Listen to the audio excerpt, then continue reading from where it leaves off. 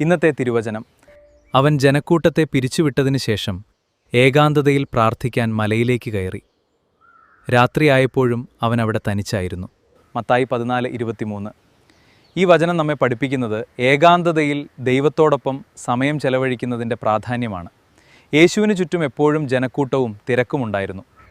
എന്നാൽ ജനങ്ങളെ പിരിച്ചുവിട്ട ശേഷം അവൻ ഒറ്റയ്ക്ക് മലയിൽ കയറി പ്രാർത്ഥിച്ചു.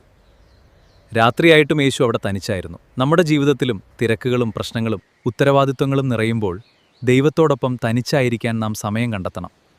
മറ്റുള്ളവരോട് പറയാൻ കഴിയാത്ത കാര്യങ്ങൾ പോലും ദൈവത്തോട് പറയാം. നമ്മുടെ വേദനകളും ഭയങ്ങളും പ്രതീക്ഷകളും പ്രാർത്ഥനയിൽ സമർപ്പിക്കാം.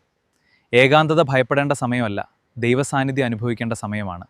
ഇന്ന് കുറച്ച് സമയം മാറ്റിവെച്ച് ദൈവത്തോട് പ്രാർത്ഥിക്കൂ. നമുക്ക് പ്രാർത്ഥിക്കാം. കർത്താവായ യേശുവേ, തിരക്കുകൾക്കിടയിലും അങ്ങയുടെ സന്നിധിയിൽ ഏകാന്തമായി പ്രാർത്ഥിക്കാൻ എന്നെ പഠിപ്പിക്കണമേ. എൻ്റെ ഹൃദയത്തിലെ ഭാരങ്ങളും ഭയങ്ങളും അങ്ങയുടെ കരങ്ങളിൽ സമർപ്പിക്കുന്നു. എനിക്ക് സമാധാനവും ശക്തിയും കൃപയും നൽകണമേ. എപ്പോഴും അങ്ങയോടൊപ്പം നടക്കാൻ എന്നെ സഹായിക്കണമേ. ആമേൻ.